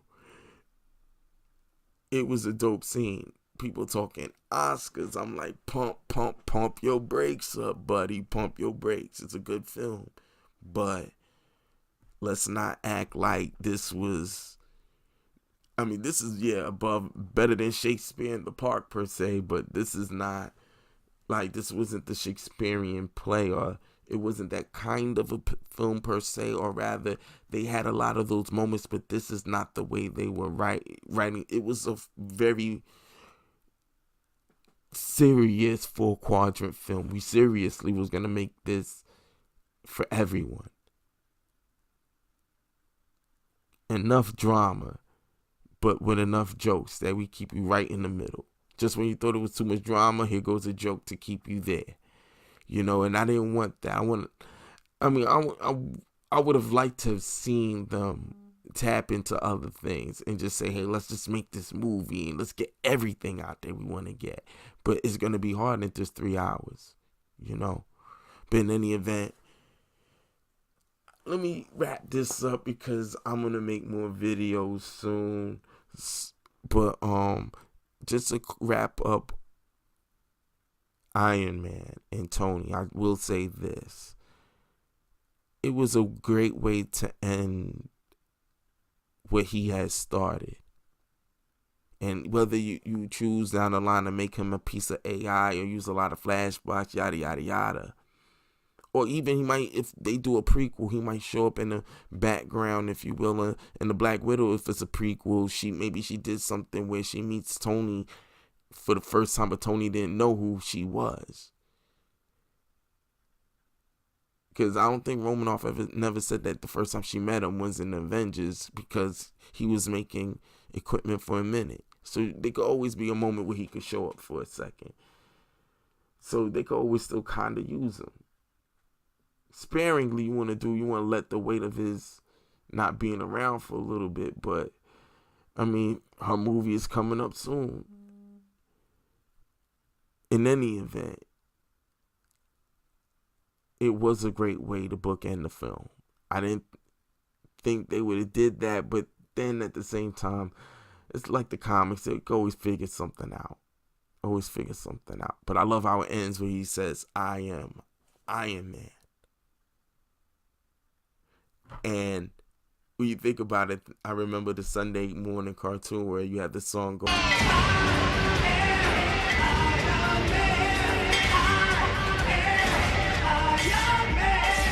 That joint was, peep the vocals, right? Yeah.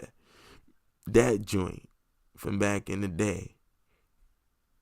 Bro, that if they could have played a version of that, that would have been kind of dope. But it might have taken some people out. But it was cool that they end saying that. I wonder if they did that on purpose. But great way to end the film. And a great way to hallmark everything. So, next. I just want to just wrap it up with Thor. And then we'll just talk lightly on moving forward. Let's talk a little bit about Thor. I mean, not Thor. Excuse me, Thanos. The CG milestones they did with Thanos. Matter of fact, if we could bundle this in with Hulk, was just amazing. Again, I mean, I felt like we got a chance to really appreciate it more in Infinity War when you had more time with Thanos to see that he was such a character. But again, top shelf. I mean, I think it was ILM and a couple other animation houses worked on it. Amazing work. Amazing work. Just seeing the weight of Thanos, you could tell like he commands a lot of presence and occupies a lot of space. And I like the double-edged sword, the design of him and his armor, especially when he first came out in the past, and it was all messed up like he just came someplace. Like, I go out there and fuck some shit up by myself. Straight up. And the detail work was just amazing. Like, if they make a Hot Toys joint of that, I might have to get that. Like, the battle damage joint like that with some real upgraded work pieces. Yo, I might just have to get that. Especially if you could get some good poses out of it. Man, on top of facts. Might have to go down, bro. But in any event, even Hulk, how he looked. Even though I think that Thanos still looked much better, but Hulk, I would say you could really see that look like Mark Ruffalo. And it has all his quirks. You know what I'm saying? And now, last but not least, Marvel moving forward. I think when you see the end scene, when you see everybody together, all the superheroes come out. I'm talking like from A to Z, like, and you didn't realize how many they were. That's now I can see how you could say 40 because you got a lot of B characters. When you see them all out there ready to fight, there's so much you could do moving forward. So many teams you could build with it be up to this level. Who's to say now, man? They've been breaking all different types of ceilings. That, yo, it's within their ballpark. Who's to say they can't? They've been succeeding on credit.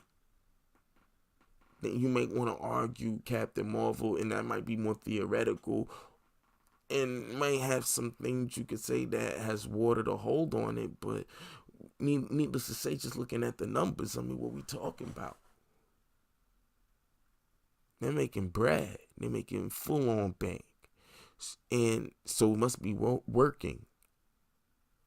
So let us see what they do the next go out. That means that the fans, and if you could say that they fluctuate here and there when it comes to movies at abroad, you can really say so the Marvel. We can see the money go down, but it always makes bank, some high bank. You know, now you could argue relative to the budget of that film, how much the profit on it is, then we could let that happen. But they make like 500 and better, and that's still a lot of paper. And a lot of them has hit billions. Billy Goat in it, making it happen. So they have a lot of clay to work with, a lot of other characters that we know that's coming up, like Shang-Chi.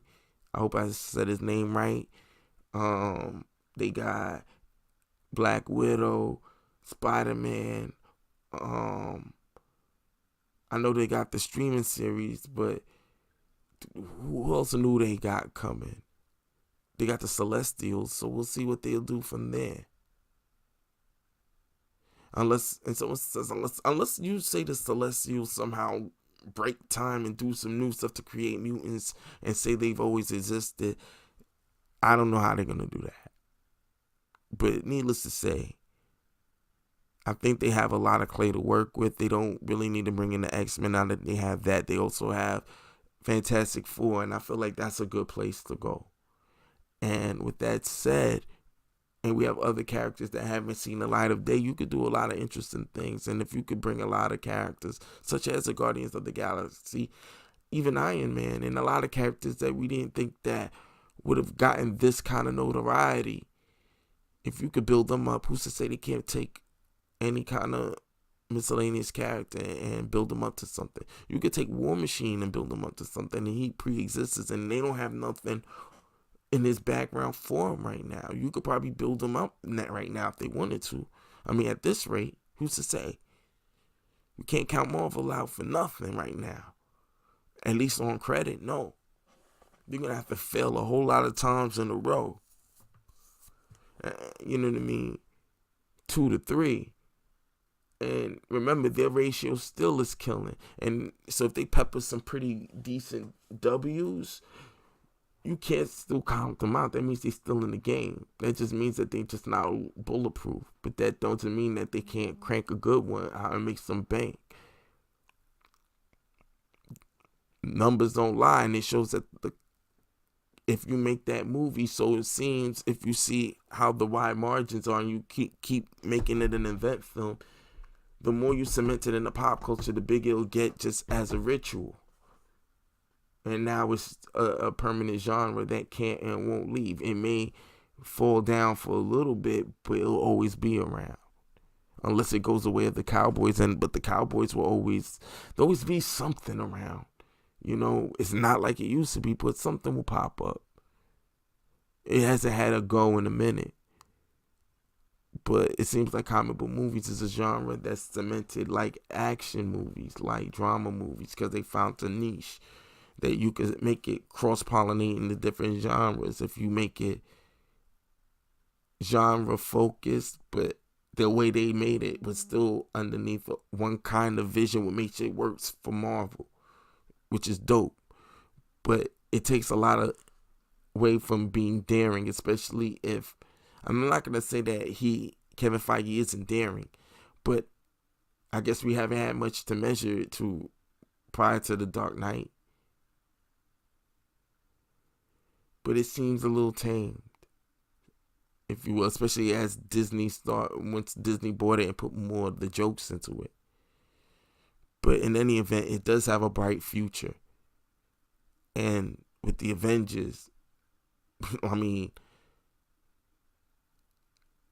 breaking all these records, they're saying that it's going to be a 2 Billy Goat. A Billy Goat 2 times over by this week, and it's projected unheard of. I might have to eat crow.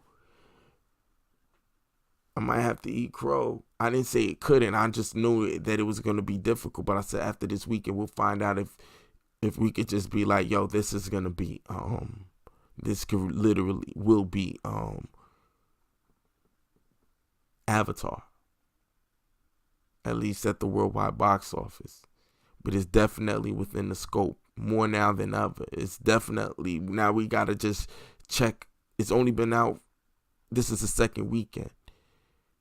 After the second weekend passes, it's still got a lot to go. It's 7. Let's just say if it hits 2 billion even. That's still about 700 plus million to make, which is, there's movies that went on for a long time that couldn't make that. So imagine a movie that everybody's seen multiple times already at once. The drop off, we got to just see. This week's drop off might not be the most pivotal, might be next week's, because we're still running on this gas of let's see it, but it's part of the culture. Now I think it's at a point now, how many times you've seen it? Now it's going to be the end thing to say. I could see that be it. I mean, it found a great marketing way of cementing itself into pop culture. That's facts on top of facts. Yeah. But anyway, we're going to wrap this bad boy up, man. Because the nitpicks, I mean, we're well over an hour. So, I'm going to just, cut it here. We're going to punch back in. I'm going to do a video later on on Bumblebee, because I'm gonna watch Bumblebee for the first time. I'm gonna do a review of that. We're gonna have some fun with that. But I hope you liked my review. I went through the picks, I went through the nitpicks, and you already know what the flick is. All right, this is the flicks, picks, and the nitpicks movie review of Avengers Endgame, the year-long, I won't say year-long, the 10 years in the making event film. 22, 23 films under its belt building to this. And to me, if I have to grade it, this may change, but I'll say it's definitely, because I don't know if I'm willing to say it's better than All Around as a film, better than Infinity War. But I will say it's comic books of all, movies of all time. I think it's that end sequence pushes it at least it has to be in my top 10. But I rethink that. But in terms of grade, B plus A minus. B plus A minus. I'll say anywhere from a 87 to 90, 90-ish. And that could fluctuate up or down, but not by so much. But by not so much. So yeah. So let me know what you guys think, man. All right. Tell me what you think about what I nitpicked apart. Tell me, do you feel the same way about I did? Tell me if you even listen to the end of this shit. You know what I'm saying? Let me know, man. Let me know if you enjoy this. I'm gonna do more theory videos if you like. Jump in, ask me questions. It's a lot more fun and a lot more engaging when you guys jump in. Like I said, man, I'm just having more fun with it now. I hope you notice that when I do the non-spoilers, it's so much easier because I can really just tap in and really just go ham about how I feel about the film. I could try my best to express to you and let you guys know why all the things that made it work for me and all the things that made it not work for me. And like I told you, some of the jokes, it's not that I didn't like it as a presentation for the film, but I would have, for what this film could have been, I felt like if they would have lessened the jokes, it would have serviced the characters a little bit more. But at the same time, this movie got to make bank. So at the end of the day, who am I? But for me, that's what I got to say. Yeah. So, but it's all about what you guys got to say. And I want to hear it all in the comments. Ask questions. Let me know. I want to make video responses to you guys' questions. I want to chop up game with you. I want us to chuck theories out here. I want to think on stuff and jump back in. I want to make this a good community that could be an adjunct of the big community at large. All right? Let me know what it is. And as always, like, share, subscribe. See you next time. And until I have a better outro, chill. It's not about how much we lost. It's about how much we have left. We're the Avengers. We gotta finish this. You trust me? I do.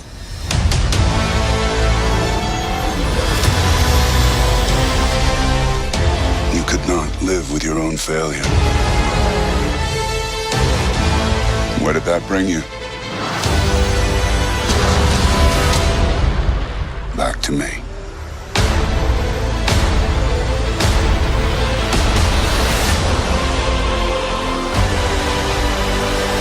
Tickets on sale now.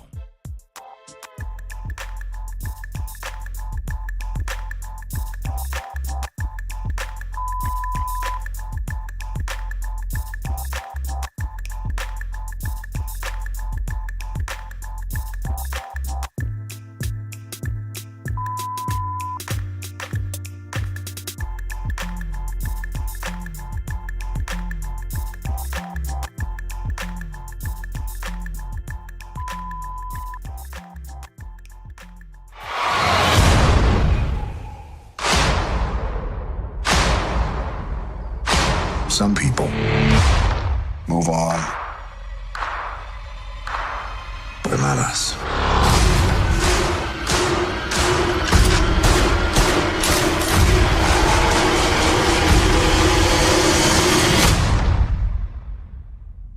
Not us.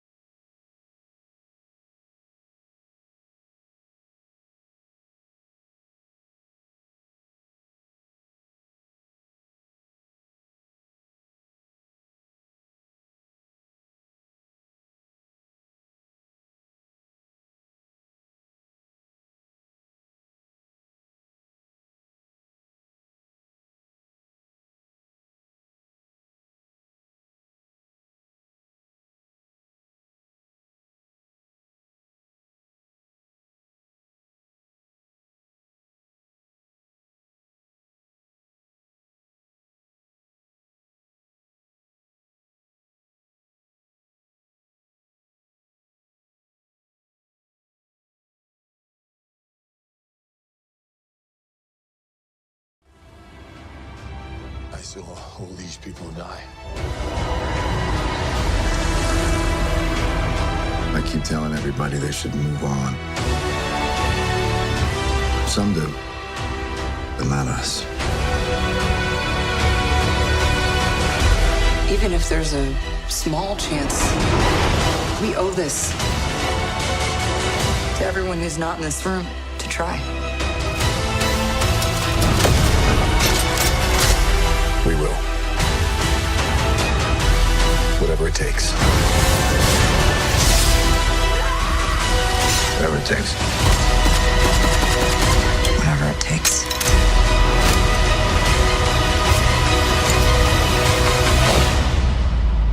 Whatever it takes.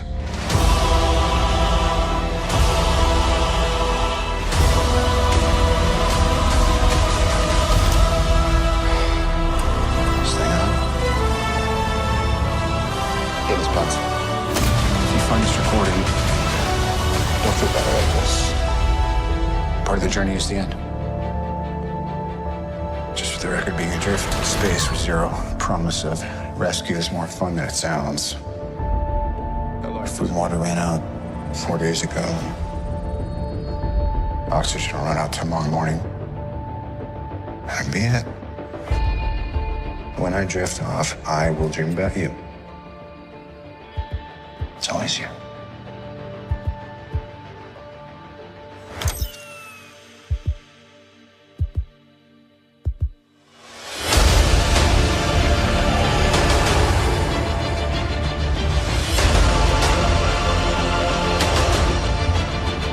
Thanos did exactly what he said he was going to do. He wiped out 50% of all living creatures. We lost. All of us.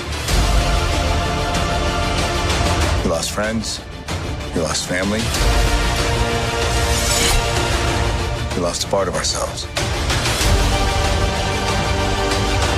This is the fight of our lives.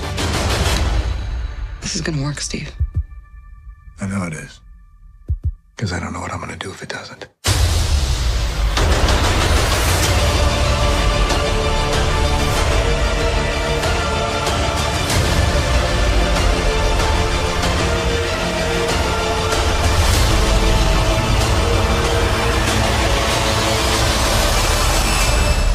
Hi, is anyone home?